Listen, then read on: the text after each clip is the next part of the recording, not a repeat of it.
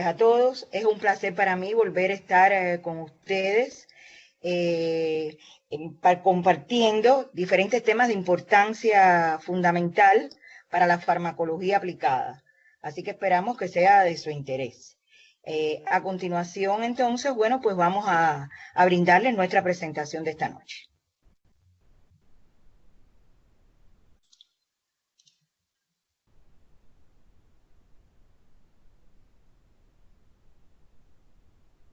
Bien, esta noche hemos preparado una videoconferencia sobre las generalidades en farmacovigilancia y hacer un poquito más de hincapié, aunque ya lo hemos hecho en otras videoconferencias, sobre los efectos adversos a los medicamentos.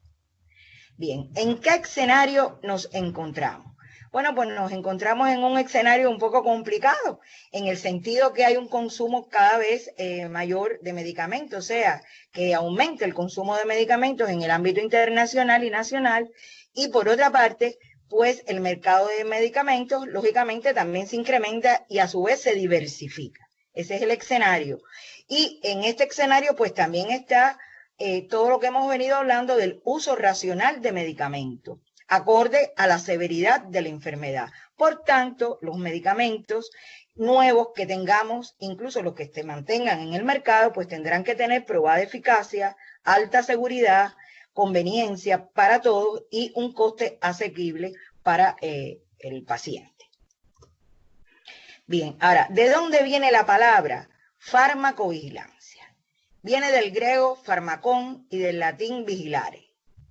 De ahí que la notificación, el registro y la evaluación sistemática de las reacciones adversas de los medicamentos que se despachan o con sin receta fue una de las primeras acepciones que tuvo ya más contemporáneamente a partir de 1969 por la Organización Mundial de la Salud.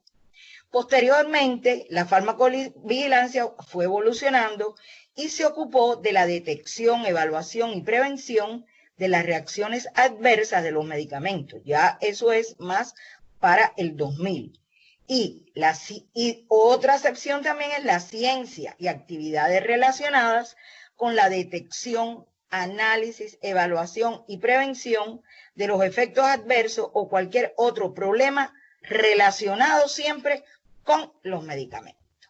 Y esa es la otra fuente del 2003. Bien, ahora, el concepto ya compartido por todos actualmente es, por una parte, está el de la OMS y a su vez el del Centro Internacional de Farmacovigilancia, que como ustedes saben, tiene su sede en Uppsala, el Centro de Monitoreo Internacional, y bueno, pues la OMS, o sea, la Organización Mundial de la Salud, aboga porque es la ciencia y las actividades relativas a la detección, evaluación, comprensión y prevención de los efectos adversos a los medicamentos o cualquier otro problema, pero relacionado con ellos. O sea, ya el concepto actual es un poco más amplio, pero siempre relacionado con los medicamentos. Mientras que en cuanto al centro que monitorea todo lo que son las reacciones adversas en el ámbito internacional, lo trata como la disciplina que trata de, bueno, ya hemos visto recolección, seguimiento, investigación, pero en particular lo que aparece en letras rojas sobre reacciones adversas a los medicamentos, y ahí aumenta un poco el diapasón a productos biológicos, plantas medicinales y medicinas tradicionales, con el objeto de identificar nuevos datos sobre riesgos, porque de eso trata la vigilancia, de prevenir, de calcular, de predecir los riesgos y los daños a los pacientes que esto pudiera ocasionar. Ahora, ¿qué es una reacción adversa?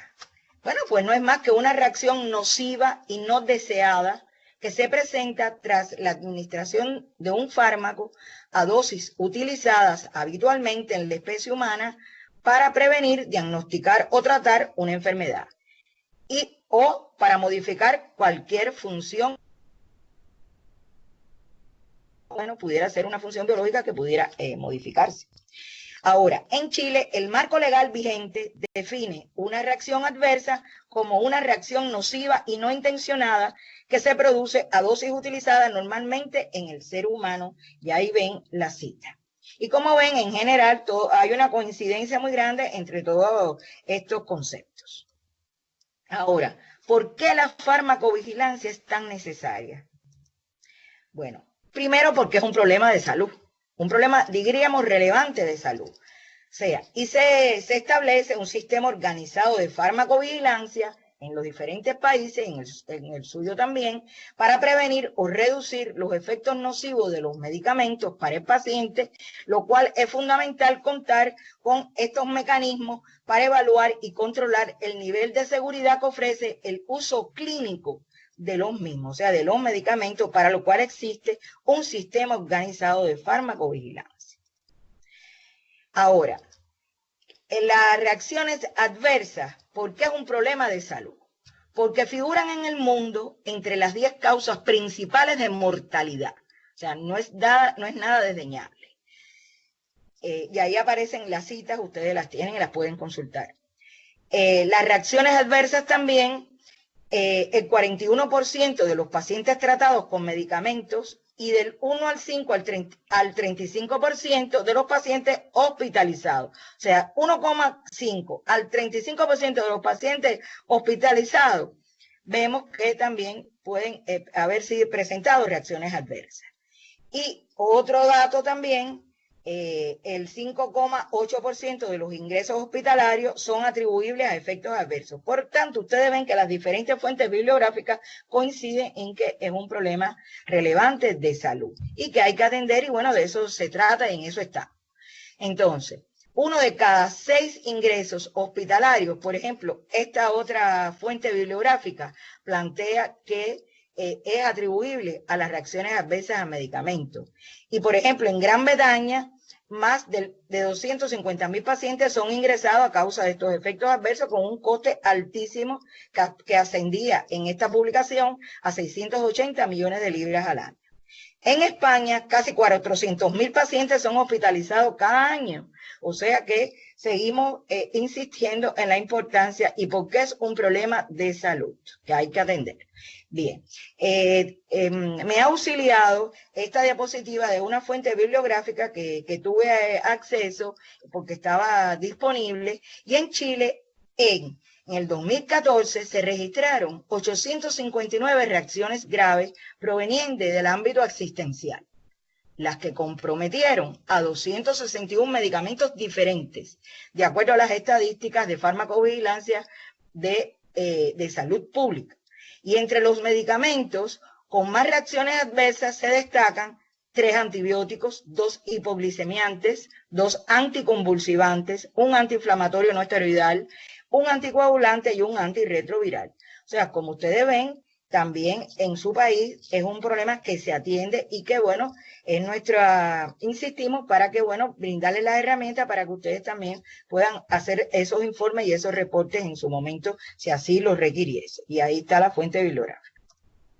Ahora bien, existe en muchos países y en su país también el programa de notificación espontánea de sospecha de reacciones adversas a medicamentos. Y es una de las principales actividades de la farmacovigilancia. El Centro Nacional de Farmacovigilancia, a su vez, se corresponde con la sesión, que es una sesión del Instituto de Salud Pública de Chile, es el responsable de coordinar el Programa Nacional de Farmacovigilancia. O sea, que desde la notificación espontánea hasta el Centro Nacional de Farmacovigilancia, todo el sistema de salud, existe un programa que todo esto se evalúa y se supervisa. Bien, la farmacovigilancia permite, por fuentes que hemos obtenido de su país, identificar reacciones adversas a medicamentos con prioridad en las más serias e inesperadas, que son en definitiva las más graves, o sea, evitar a toda costa que esto suceda, para contribuir precisamente a un uso racional, que era lo que habíamos dicho al inicio, de los medicamentos. Ahora, el Sistema Nacional de Farmacovigilancia en Chile se basa también en el método, como habíamos dicho, del reporte espontáneo y cuenta con un marco normativo que convoca a profesionales de la salud, establecimientos asistenciales y titulares de registro sanitario.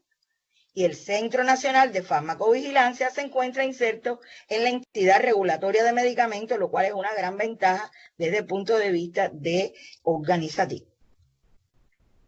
Ahora, la notificación debe hacerse en el formulario de notificación de reacciones adversas, elaborado por el Instituto de Salud Pública. Y también puede hacerse en el formulario electrónico para comunicación de sospecha de reacción adversa a medicamentos, y ahí tienen la fuente. Y recomendamos también consultar el documento técnico número 5 de la Red Panamericana de Armonización de la Reglamentación Farmacéutica, el grupo de trabajo en farmacovigilancia, lo concerniente a buenas prácticas de farmacovigilancia para las Américas.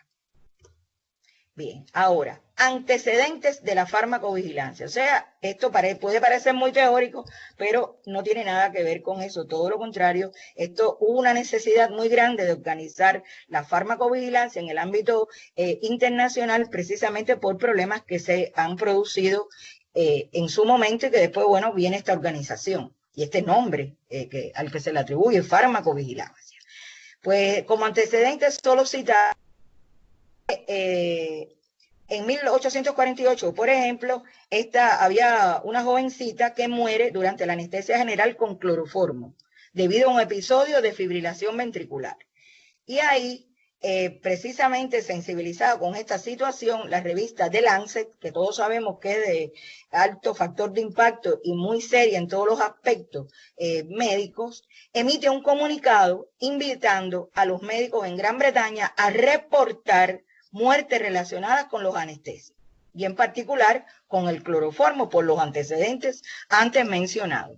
Años más tarde incluso se conocieron 109 casos de muerte súbita asociadas al uso de cloroformo. De ahí que surge el primer sistema rudimentario de reportes de posibles reacciones adversas que funcionó a fines del siglo XIX. Ahora, dentro de los antecedentes, tenemos que, como ven, una advertencia de los riesgos de los medicamentos. Esta primera advertencia de los riesgos de los medicamentos data ya desde 1939. Se conocía que el dietilenglicol, que es un anticongelante que además es nefrotóxico y que causa muerte, bueno, pues ya con estos antecedentes, pues ya se sabe que no puede formar parte de los excipientes de ningún medicamento. De ninguna manera con estos antecedentes. Pero sin embargo, a pesar de todo esto y que se conocía, causó más de 140 muertos en Panamá desde octubre del 2006. Así que, independientemente del dato anterior, muchos historiadores de la medicina reconocen también como un antecedente muy, muy fuerte para la farmacovigilancia y la necesidad de la misma, el desastre de la talidomida, desde 1959 hasta 1922, que se eliminó del mercado para este fin, porque puede existir para otros fines biomédicos, pero jamás para el uso que se le daba y menos en embarazadas. De ahí que produjo estos niños que nacían sin extremidades o con falta de alguno de ellos, producto de lo que se conoce como focomelia. Y hubo alrededor de 10.000 niños malformados en todo el mundo. Eso hizo un llamado, un estremecimiento tremendo, tremendo. Y bueno, por eso es que la farmacovigilancia precisamente toma este agua y esta seriedad a todos los niveles de la salud pública mundial. Ahora, beneficio, riesgo. Desde la fase del desarrollo de un nuevo medicamento ya se está evaluando precisamente todo lo que tiene que ver con la relación con la eficacia y la seguridad de los medicamentos.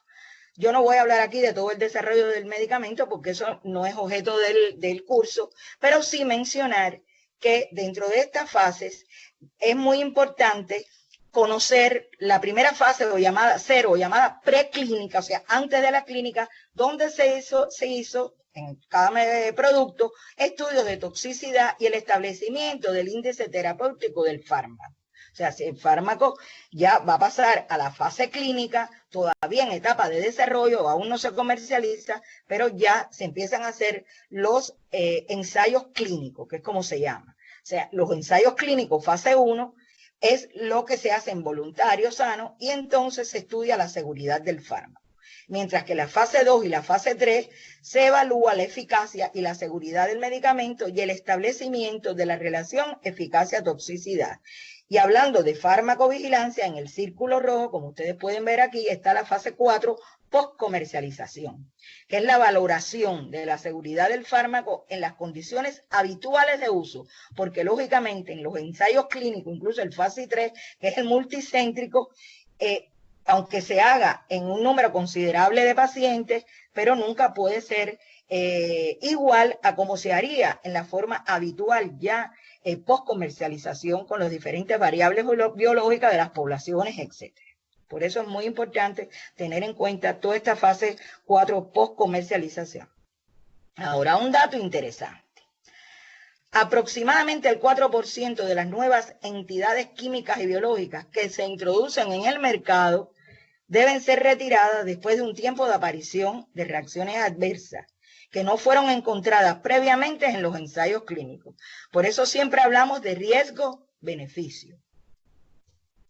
Ahora, ejemplos de fármacos a los cuales se les ha evaluado el beneficio-riesgo y en este sentido el riesgo puede ser en un momento dado mayor que el beneficio. Por lo tanto, puede ser orientada su retirada del mercado o sencillamente modificada las indicaciones en los últimos años para otros usos y no quizás para el uso que hay el alto riesgo de usar el mismo. Bien, aquí tienen una lista de diferentes medicamentos que han sido retirados para el mercado o por tener efectos indeseables o efectos adversos. Por ejemplo, las estatinas, hay varias generaciones de estatinas, todavía se mantienen en el mercado y son útiles en las dislipidemias. Sin embargo, esta estatina producía rhabdomiolisis grave, o sea, superando el beneficio, y bueno, fue en este caso, fue retirada. Mientras que otros, como estos, habían riesgo cardiovascular, por ejemplo, son inhibidores selectivos, son AINE, pero inhibidores selectivos de la ciclooxigenasa 2 inducible, por lo tanto se vio que producían riesgo también cardiovascular y cerebrovascular, y así sucesivamente. Son cuestiones que se analizan y por el camino ya en el uso clínico pues se hacen diferentes recomendaciones para su uso sin riesgo. Bien, estos son ejemplos que quiero compartirlo con ustedes porque esto existe en la literatura y se encuentran muchas veces libres para consulta de los médicos, que es los medicamentos precisamente que son ejemplos de los casos anteriores donde hubo suspensión de la comercialización por lo que vimos anteriormente de daños, en este caso los COSIP, precisamente por daños cardiovasculares graves y sobre todo cerebrovasculares también.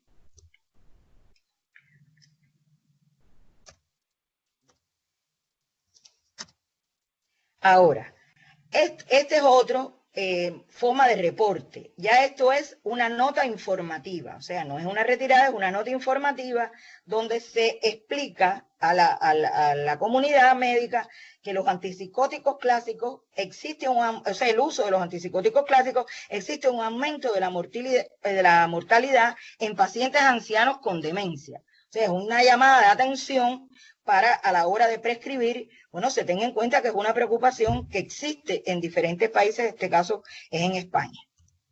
Y así esta es la Food and Drug Administration, la FDA, donde también, por ejemplo, en este caso, hablan de las quinolonas fluorinadas, por ejemplo, donde se vio la aparición y el desarrollo de tendinitis con ruptura del tendón en pacientes que tomaban fluoroquinolona en determinadas cantidades. Y bueno, es una información a los profesionales sobre este aspecto que hay que conocer.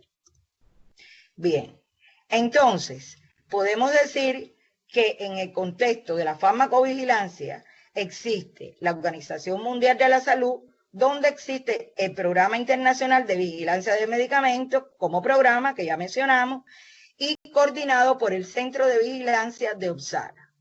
Mientras que en Chile se suscribe, se integra a esos países desde el 1996, o sea, desde épocas iniciales, y cuenta con un sistema nacional de farmacovigilancia coordinado precisamente, como hemos mencionado, por el Instituto de Salud Pública y sustentado en un marco normativo, que eso es muy importante, ya que puede convocar a los profesionales de salud, establecimientos asistenciales y titulares de registros sanitarios, precisamente para este tipo de trabajo. Y el Centro Nacional de Farmacovigilancia, que también posee medios eficaces y accesibles para enviar los reportes de sospecha de reacciones adversas, conocer información emergente en seguridad de medicamentos y disponer de medidas regulatorias dirigidas a apoyar el uso racional de medicamentos, que es el objetivo fundamental. Y bueno, son las citas que hemos tratado de brindarles a ustedes también, que muchos las conocerán y los que no, bueno, pues ahí la tienen. Ahora, las buenas prácticas de farmacovigilancia que ahorita mencionamos, el objetivo que tiene es precisamente mejorar el cuidado y la seguridad de los pacientes, en primer lugar, en relación al uso de las medicinas y todas las intervenciones médicas. O sea, es mejorar el cuidado y seguridad. Son buenas prácticas de farmacovigilancia, de la OMS del 2011 y de la OPS también, que es nuestra área geográfica. Mejorar la salud pública y la seguridad en relación al uso de los medicamentos. Detectar los problemas, contribuir con la evaluación de los beneficios, daños y la efectividad y riesgo de los medicamentos. Fomentar la seguridad del uso de los medicamentos y promover la comprensión, educación y entrenamiento clínico en farmacovigilancia, precisamente de los médicos, y su efectiva comunicación al público. Ahora, algunos conceptos que entendí interesantes también ponerlo en otros cursos que he participado y he dado también, esto se pone, porque por ejemplo, acontecimiento adverso, ¿qué es lo que es? Es un evento no deseado que ocurre temporalmente asociado a un paciente tratado con un medicamento, aunque no esté relacionado causalmente con el fármaco. O sea, si no está relacionado causalmente con el fármaco, es un evento no deseado y que ocurrió temporalmente asociado a un paciente tratado, puede hablarse o se habla de acontecimiento adverso. Ya el efecto adverso es sinónimo de reacción adversa, de RAM, como le llamamos, y de efecto indeseado como tal. Y la reacción adversa, bueno, ya es lo que implica cierta seguridad de que el medicamento es el causante, ya de forma directa o indirecta. Ya ahí hay un grado de certeza. Existe también la sospecha de reacción adversa. Hay dudas sobre la causalidad y se gradúa en 5 categorías: definitiva, probable, posible, condicional e improbable. Y el efecto colateral también es otro aspecto que también se habla en este lenguaje, ¿no?, de la farmacovigilancia, donde existe algún efecto no previsto de un producto farmacéutico con dosis terapéuticas y que esté relacionado con las propiedades farmacológicas del medicamento. O sea, un medicamento que además de producir el efecto para lo cual se prescribe, pudiera tener un efecto colateral también, incluso muchos de ellos esperados. Ahora, clasificación de las reacciones adversas a medicamentos. Las reacciones adversas a medicamentos tienen varias clasificaciones, o sea, se puede clasificar de diferentes maneras y todas son válidas. Por ejemplo, según el mecanismo de acción. Según el mecanismo de acción, puede clasificarse en reacciones, por ejemplo, de hipersensibilidad, como las que hemos visto desde hace mucho tiempo, por ejemplo, a la penicilina. Pacientes que en un momento dado dicen, no, yo no soy alérgico a la penicilina, pero es probable, o sea, no es del todo mentira si decimos que aunque no sea alérgico a la penicilina, pudiera comenzar a hacerlo en cualquier momento. Por lo tanto, son reacciones de hipersensibilidad. Reacciones de idiosincrasia, por ejemplo, crisis hemolíticas, etc. Sobredosis relativas o efecto tóxico. Por ejemplo, tercera edad, ya cuando en la videoconferencia pasada hablamos de los grupos de riesgo. Y por ejemplo, los ancianos vimos que tienen afectado tanto la farmacocinética, o sea, la absorción, destino, metabolismo y excreción, como también el metabolismo hepático. Por lo tanto, los neonatos exactamente, o sea, hacen sobredosis relativa o efectos tóxicos, aunque le estemos dando a lo mejor una dosis recomendada, porque tienden a acumularse. Por ejemplo, efecto colateral también es otro, de acuerdo al mecanismo de acción. Efecto paradójico, por ejemplo, que dé una reacción totalmente opuesta a la esperada. Efecto rebote, tolerancia y taquifilaxia, por ejemplo, que no siga haciendo el efecto, o que a medida que haga el efecto llegará un momento que hará menos cada vez, hasta que incluso pueda hacer un efecto menor, en caso de taquifilaxia. Y efecto teratogénico, que ya estuvimos hablando en la videoconferencia de la semana anterior, y creo que ahí está toda la explicación, o sea, a su disposición, así como la dependencia, que por supuesto ahí cae los psicofármacos. Ahora, según la severidad y no el mecanismo, según la severidad, se pueden clasificar en leves cuando no requiere tratamiento y no afecta la actividad cotidiana habitual del paciente.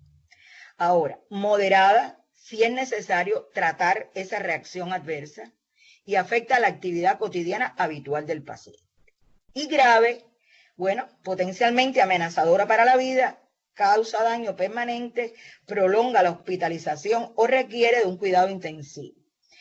Y es incapacitante, o sea, y el paciente no puede, en esa gravedad, realizar actividades usuales. Y la mortal, bueno, pues lógicamente da el traste con la vida del paciente. Ahora, según la frecuencia de aparición, puede ser muy frecuente, o sea, hay fármacos que se reconocen que es muy frecuente y bajo un criterio de riesgo-beneficio se suministran. Frecuente, que puede ser en más de un 10%, infrecuente, rara o muy rara. Esta también es otra clasificación. Ahora, esta otra clasificación es según estos autores, donde de tipo A, que son las relacionadas con el mecanismo de acción, dosis dependiente, son predecibles, menos graves, frecuentes y conocidas antes de la autorización. Por ejemplo, aquí vemos los laxantes, los anestésicos opiáceos, los diuréticos, el potasio, por ejemplo, puede causar hiperpotasemia, y la insulina, por supuesto, hipoglicemia. O sea, son reacciones de tipo A que pudieran ser esperadas, y como son esperadas, bueno, pues se supone que su accionar sobre ellas, pues hay un nivel de previsión. Mientras que las de tipo B son no relacionadas con mecanismos de acción, no dosis dependientes, impredecibles, graves, a veces mortales, infrecuentes y suelen no ser conocidas antes de la autorización. Por lo tanto, ahí hay un grupo de ejemplos que ahí se les están poniendo a esos ejemplos. Por ejemplo, causantes de discrasia sanguínea, de insuficiencia hepática o de problemas incluso musculares como miositis, miales, y miopatía, que en las estatinas no es, no es nada extraño. Se ven con determinada frecuencia, incluso puede haber hasta rhabdomiolisis. Y las de tipo C, bueno, pues se deben a la administración prolongada y continua. Ahí existe farmacodependencia por fenómenos adaptativos celulares, nefrotoxicidad, retinopatía pigmentaria, y los ejemplos están al lado, depósitos corneales y disinesia tardía, en este caso con neurolépticos. Ahora, y de tipo D, respuestas diferidas, o sea, a largo plazo, carcinogénesis. La carcinogénesis nunca se va a ver inmediatamente, porque es un proceso largo desde el punto de vista fisiopatológico de producirse. Por lo tanto, es una respuesta diferida o de tipo D. Y la toxicidad prenatal y teratogénesis, las cuales explicamos también en la videoconferencia pasada, pues también es un ejemplo. Las de tipo E relacionadas con el cese de uso. O sea, se estaba dando el medicamento, hubo el cese de uso y existe efecto rebote o también síndrome de abstinencia, que es muy peligroso, por ejemplo, en el caso de los corticoides. Y tipo F se producen por falla del tratamiento. O sea, no tiene en el paciente un efecto preconizado para ese medicamento. Ahora, esta es otra clasificación basada en el algoritmo de estas personas, de Karch y Lasaña, donde por una parte evalúan la valoración de la relación causal y el criterio de secuencia temporal, respuesta al fármaco conocido, o sea, lo que hemos más o menos hablado anteriormente, pero bueno, en esta tabla, presencia de una explicación alternativa para la reacción, mejora al retirar el medicamento, aparece al reintroducirlo. Son pruebas que se hacen para un poco que la sospecha de reacción adversa, adversa, acotarla, ya no una sospecha, sino ir acotándolo más a un diagnóstico. Ahora, en los métodos ya de farmacovigilancia, o sea, ¿qué método usa la farmacovigilancia? Que eso valdría la pena un curso para esto nada más.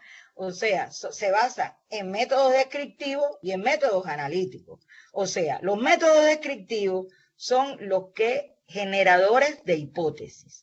O sea, se piensa que tal medicamento pues puede dar una determinada reacción adversa. O sea, es una hipótesis, pero esa hipótesis habría que validarla, que probarla. Y entonces los métodos descriptivos son más bien generadores de hipótesis. No son organizados porque se basan mucho, o sea, son valiosos en la comunidad médicas, etcétera, que en muchos de esos casos clínicos que hemos visto en este curso, bueno, pues también lo hemos visto y tienen un valor.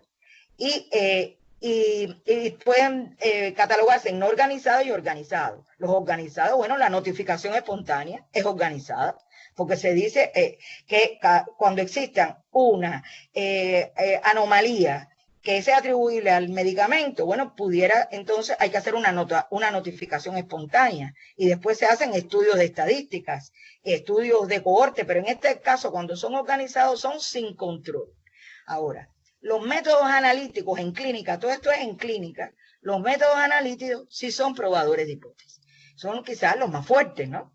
Porque ya son experimentales y se hacen ensayos clínicos controlados.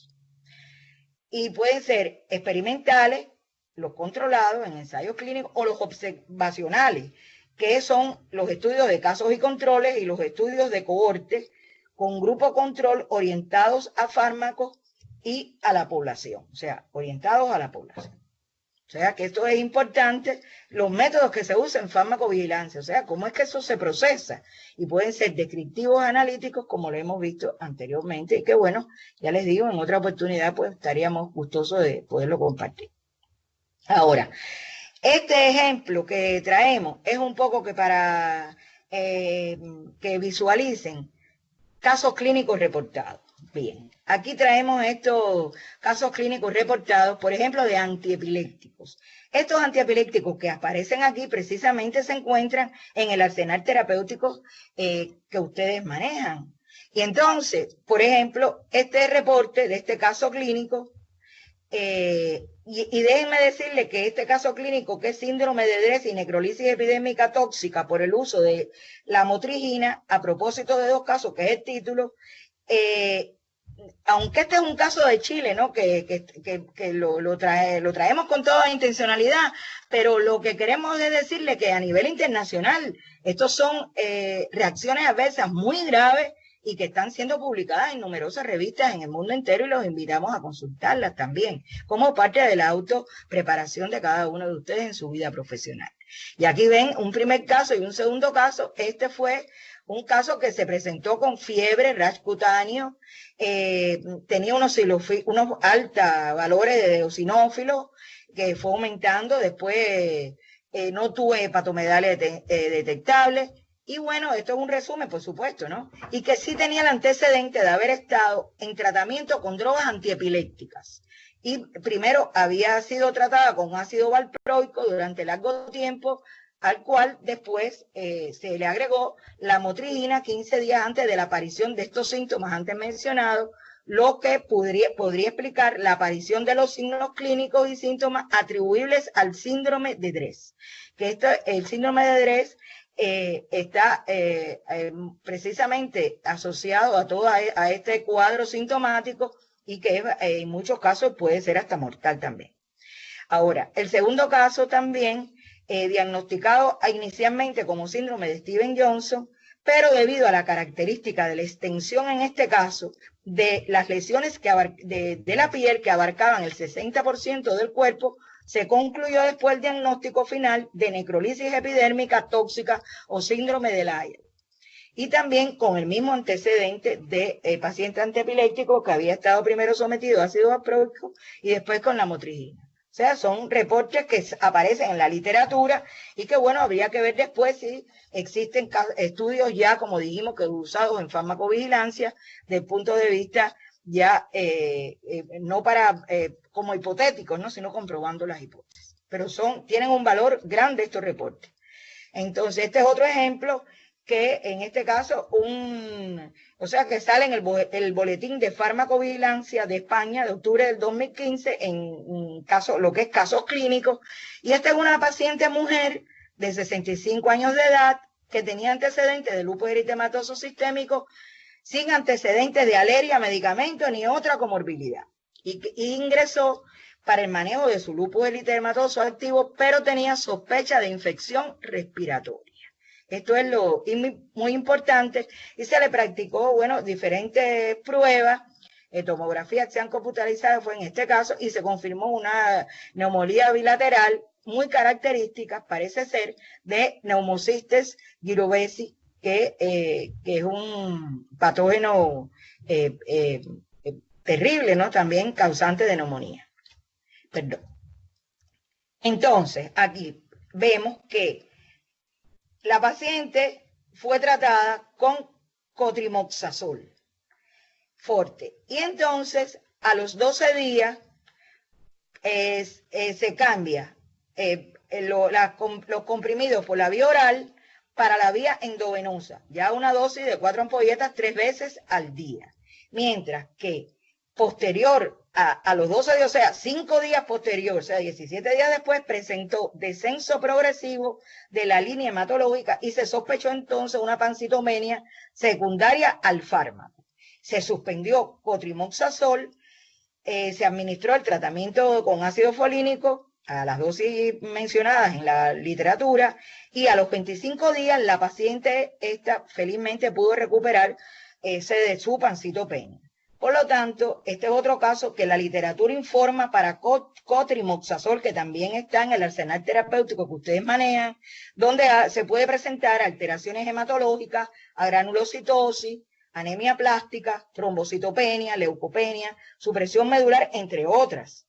Y se ha reportado raramente casos fatales de agranulocitosis severa, anemia plástica y trombocitopenia. Se ha reportado raramente, pero se ha reportado. Entonces, esperamos que con estos ejemplos que le hemos puesto al final, pues haya sido el colofón de brindarle la importancia que le damos a la farmacovigilancia, donde ustedes tienen todo un sistema organizativo muy, y normado y todo en el plano regulatorio. Y los invitamos a precisamente hacer un uso racional de los medicamentos. Y siempre terminar con este pensamiento que dice: los medicamentos son venenos útiles. Lo dijo este señor, Dr. James W. Black, farmacólogo inglés, premio Nobel de Medicina, ya fallecido. Y muchas gracias por su atención.